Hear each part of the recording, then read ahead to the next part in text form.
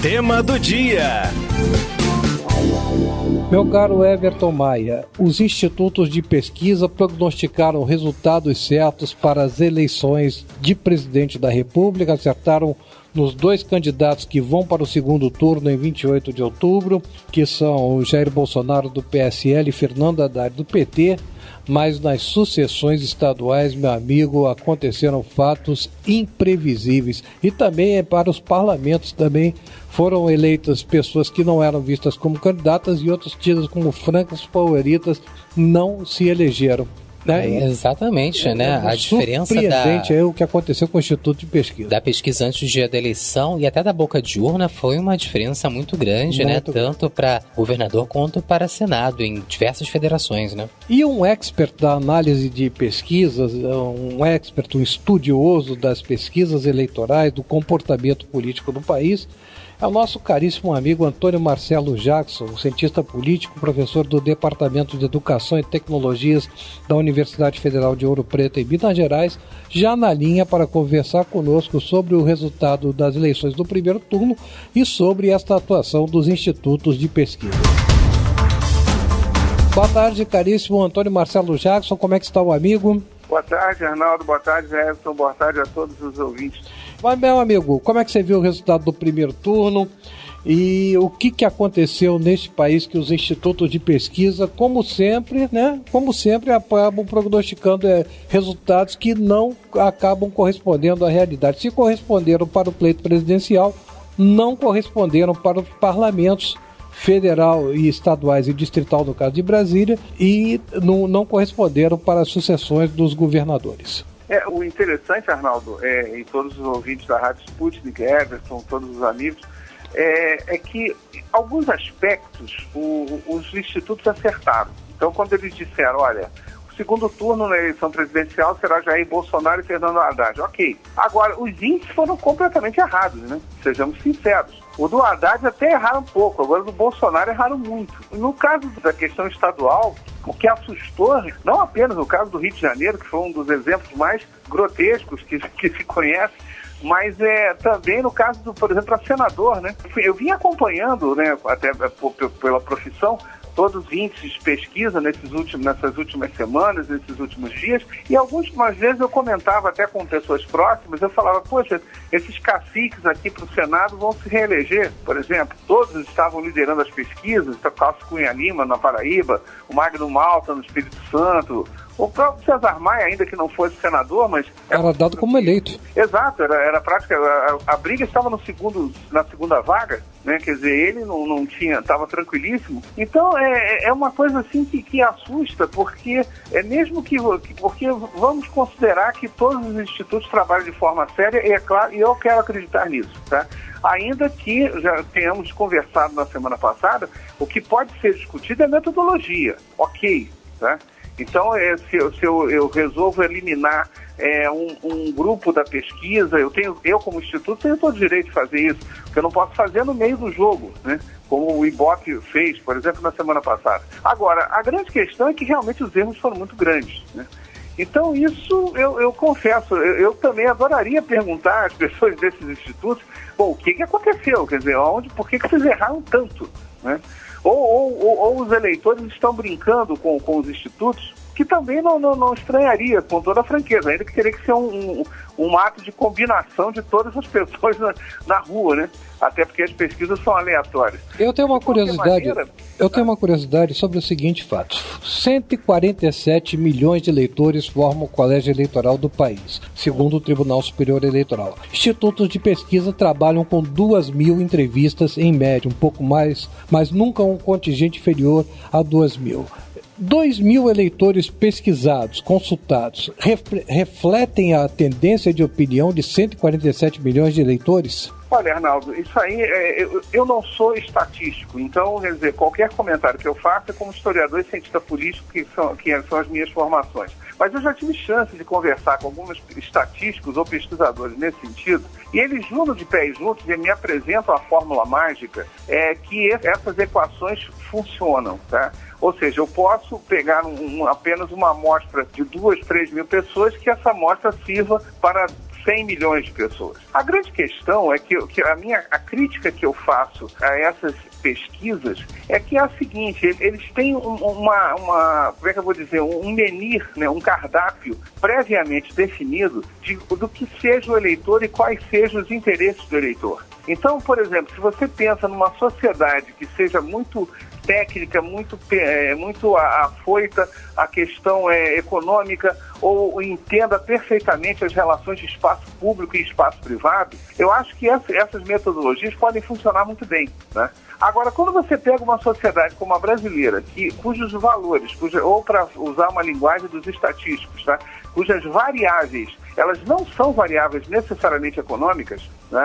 Eu vou dar um exemplo, né, levando a sério os institutos de pesquisa daquelas amostragens feitas na semana que coloca, logo depois das manifestações das mulheres como crítica ao Jair Bolsonaro. Fica claro que o Ibope ele mudou a metodologia e pesquisou muito mais pessoas de média idade. Ok. E aí eu detecto, então, que há uma reação machista dessas pessoas, não, lógico, dos homens e até mesmo de mulheres, em relação ao movimento. Essa variável machista é uma variável não econômica. Então, quer dizer, até que ponto esse tipo de variável ela contribui para um sujeito escolher o seu candidato? Eu não sei se as pesquisas conseguem comportar, se no menir delas, se no cardápio delas, elas comportam esse tipo de variável. Quer dizer, então, ou mesmo que comporte, elas sempre tendem a que no final se resuma uma escolha econômica. Essa crítica eu tenho aos institutos de pesquisa. Ou melhor, não aos institutos, deixa eu corrigir, por favor, mas as metodologias de pesquisa. Eu acho que elas importam elementos de fora e não conseguem absorver todas as variáveis que aparecem na sociedade brasileira. A validade nas pesquisas, elas se mostram ainda válidas com toda essa sequência de erros, com a não comprovação pela realidade nas urnas daquilo que os institutos previam? Eu acho, Arnaldo, que a pesquisa em si vale, ela continua a ter a sua validade. Agora, eu admito quando você, o Everton, qualquer um, coloquem os dois pés atrás com relação a elas. Ou seja, o pesquisar é válido, sim. É necessário mudar as variáveis? Eu acho que sim. Então, eu tendo a acreditar que, quando se mantiverem variáveis de modelos que são utilizados em sociedades como a americana, inglesa ou francesa, ou qualquer outra que não seja brasileira, tá? Essas variáveis tendem ao erro, porque a sociedade brasileira ela tende a não pensar de maneira econômica. Ela trabalha com valores que não são... O que eu chamo de valores econômicos? Eu vou escolher meu voto, por exemplo, pensando naquilo que me vai fazer ganhar mais dinheiro. Essa é uma escolha que não é política, mas é uma escolha muito comum de eleitores nos Estados Unidos, na França, na Inglaterra, na Alemanha. Isso é comum e faz sentido, tá? Dentro do princípio individualista que cada um tem e tem o direito de ter.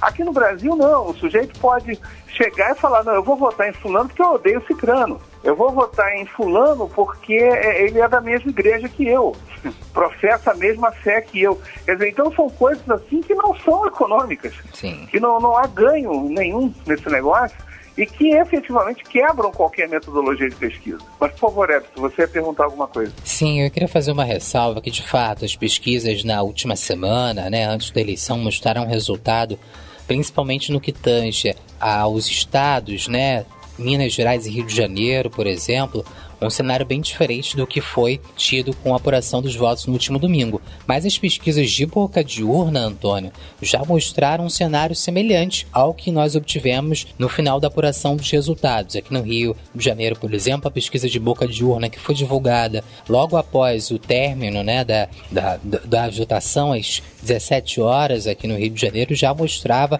o candidato do PSC, Wilson Witzel, uma projeção ali de 40% dos votos à frente de Eduardo Paes. Isso pode mostrar que houve uma mudança de votos, uma mudança de cenário nas últimas horas ou nos últimos dias antes da eleição? Não, aí que está, o Everton. O que eu quero dizer, por exemplo, quando você cita a pesquisa de boca de urna, essa talvez seja a que seja mais real, porque essa não tem conversa, essa o sujeito, o pesquisador está lá na zona eleitoral, então ele chega, olha só, você tem entre 20 e 25 anos, você tem uma faixa salarial X, você é casado? Ah, beleza, então eu posso te entrevistar. Você votou em quem nessa lista aqui? Marca X, pronto. Então, quer dizer, isso vai até as 2h30 da tarde, depois vão lá para o centro de apuração do Ibope, Datafolha, seja lá o que for, e aí eles fazem a contagem. Então, essa pesquisa de boca de urna não tem muito problema. né? Ela realmente reflete a realidade. Mas eu me refiro às pesquisas anteriores. Porque quando você vai, quer dizer, a ascendência dos candidatos aqui no Rio, por exemplo, você pode... Vou dar um exemplo de Minas Gerais, né? Tinha sido detectado que havia uma queda, por exemplo, nos índices de Dilma Rousseff, sim. Ela de 29 tinha caído para 26, né? Agora, isso na sexta-feira. Agora, chega no domingo, ela cai para 15%. Isso não é um desvio padrão. Isso aí não está na margem de erro. É isso que eu quero falar. Eu quero aproveitar que você está citando a ex-presidente Dilma Rousseff, que concorreu ao Senado pelo estado de Minas Gerais, seu estado natal, para perguntar a você, como um profissional de ensino que atua no estado de Minas Gerais e, portanto, conhece muito bem o ânimo do eleitorado mineiro, o que aconteceu naquele estado. O eleitorado mineiro puniu o governador Fernando Pimentel, não lhe concedendo a reeleição, não concedeu vaga ao Senado para Dilma Rousseff, mas elegeu Aécio Neves para a Câmara dos Deputados. Aécio Neves, que também responde a processos na Operação Lava Jato e foi apontado por muitos como vivendo o seu crepúsculo político. O que aconteceu em Minas Gerais?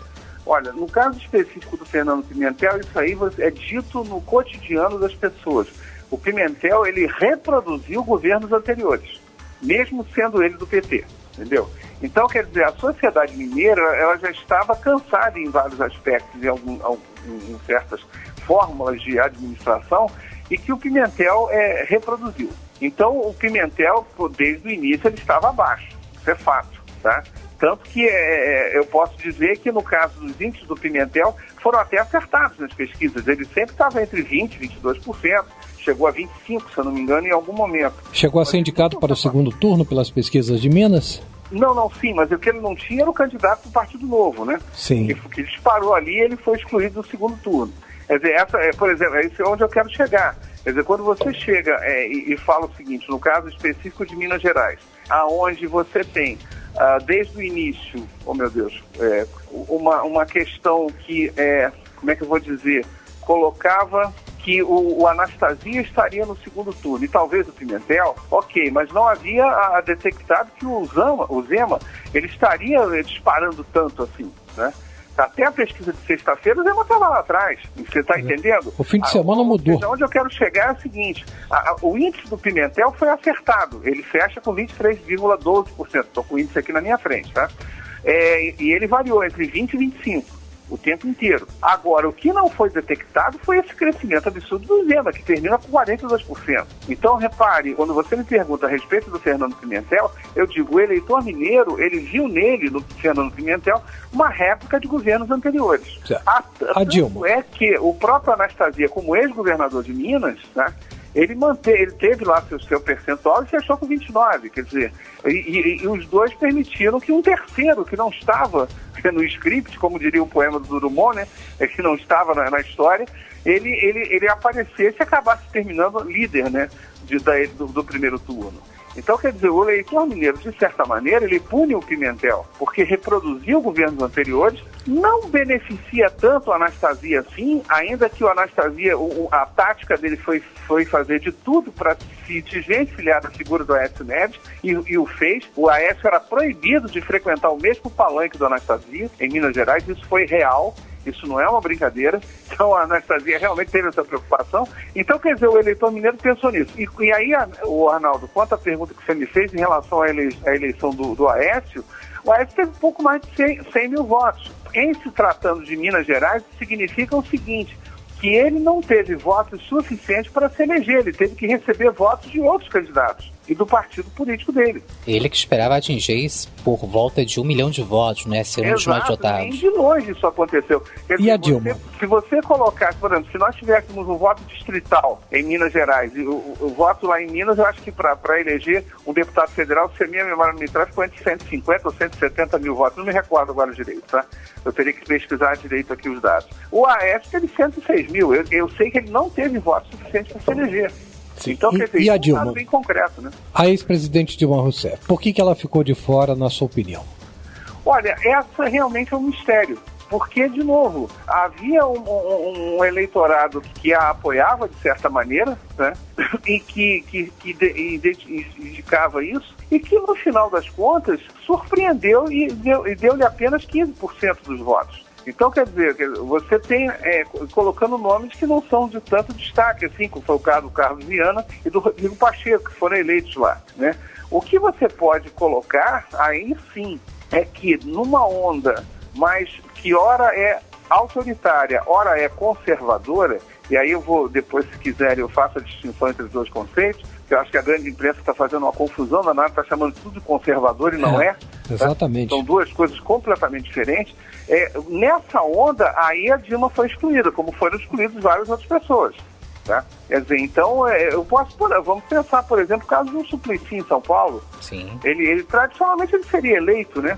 Foi uma surpresa, um susto para todo mundo, inclusive até para os adversários dele, a sua não eleição para o Senado. Então, quer dizer, o caso de Dilma Rousseff, eu acho que ela entra um pouco nisso. Ela paga por essa onda que foi ora conservadora, ora autoritária, ora o somatório das duas, e aí ela perdeu votos. Agora, de qualquer maneira, perder quase 15%, ou no caso aí, pensando na última pesquisa, 11% de preferência, é uma coisa que os institutos vão ter que refazer sua forma de pesquisa. Até porque não houve nenhum fato novo que motivasse isso, exatamente, né, Antônio? Exatamente. Outra pergunta, se a gente fizer um comparativo aí, Minas e Rio de Janeiro, Wilson Witzel e o candidato do Partido Novo, ambos aparecem ali vinculados a Jair Bolsonaro, que teve uma militância aí muito atuante nas redes sociais. Você acredita que os institutos de pesquisa não conseguiram identificar a força dessa onda de Jair Bolsonaro, que passou muito pelas redes sociais e possivelmente influenciou no resultado final dos pleitos para governador nesses dois estados?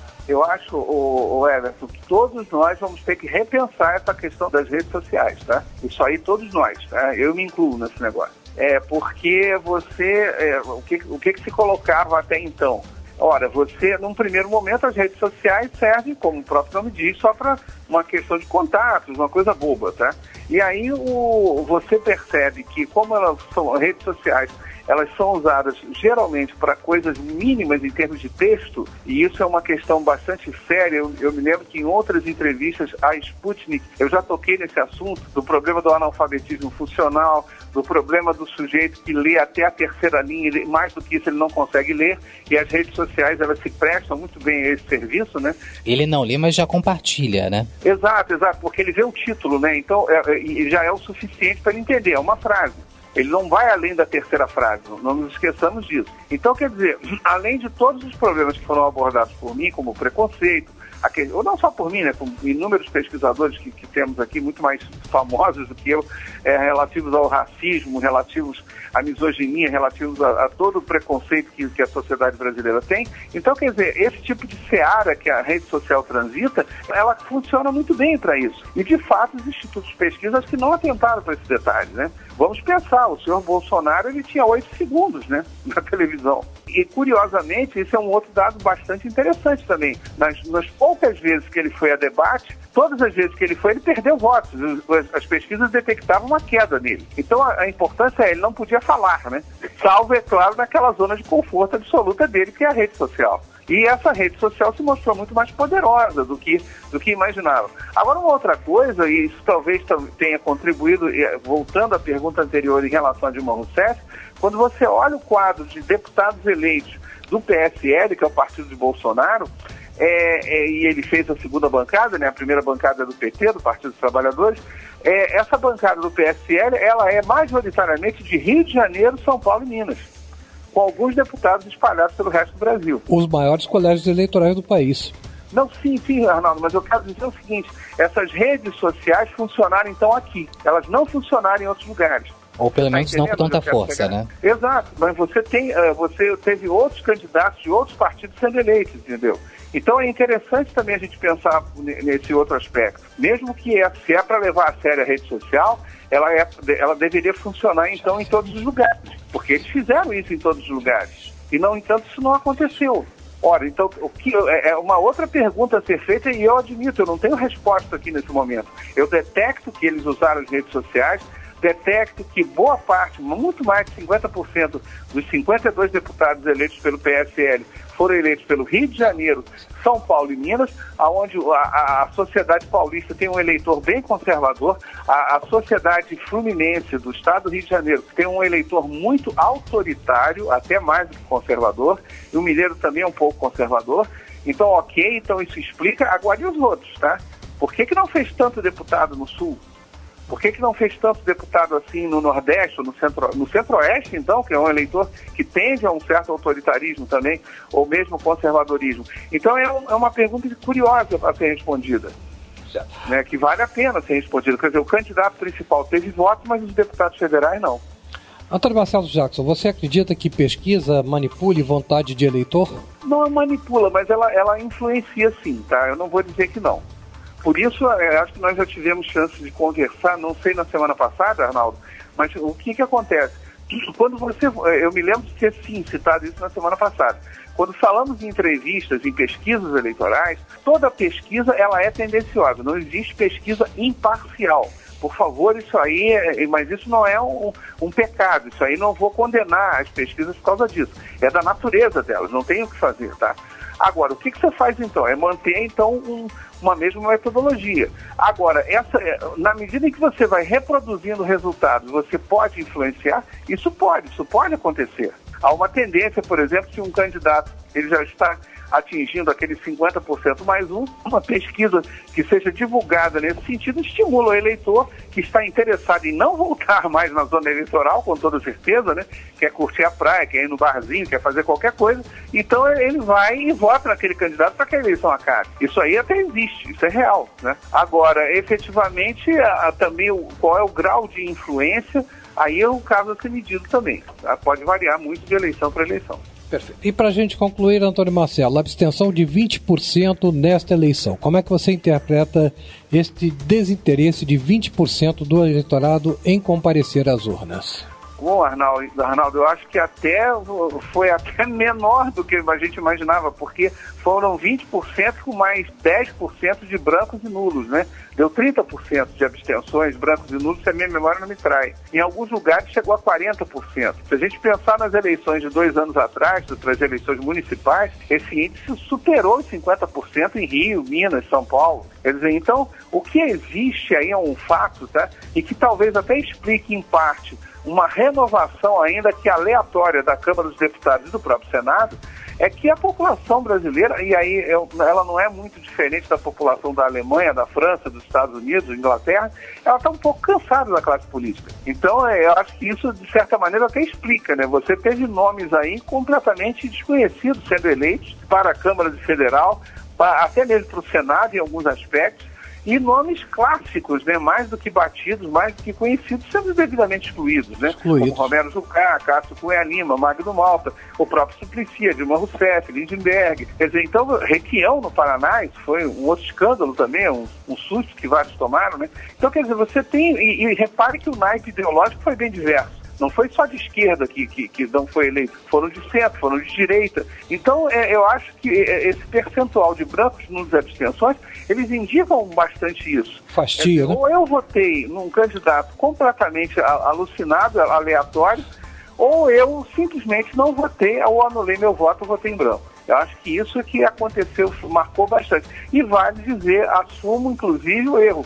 Eu estava num dos grupos daqueles que diziam, olha, o Congresso, particularmente a Câmara dos Deputados, deve se repetir maciçamente. Não foi nada disso que aconteceu. Antônio Marcelo Jackson, nós queremos agradecer imensamente a você pela sua cordialidade, pela sua atenção de sempre para com a Sputnik.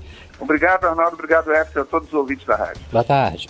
Antônio Marcelo Jackson, cientista político, professor do Departamento de Educação e Tecnologias da Universidade Federal de Ouro Preto, Minas Gerais, analisando o resultado das eleições do primeiro turno e analisando o comportamento dos institutos de pesquisas que se acertaram nas previsões para a presidência da República, definindo como finalistas Jair Bolsonaro e Fernando Haddad, erraram muito nas sucessões estaduais e erraram também em algumas posições para os parlamentos nacional e das unidades federativas.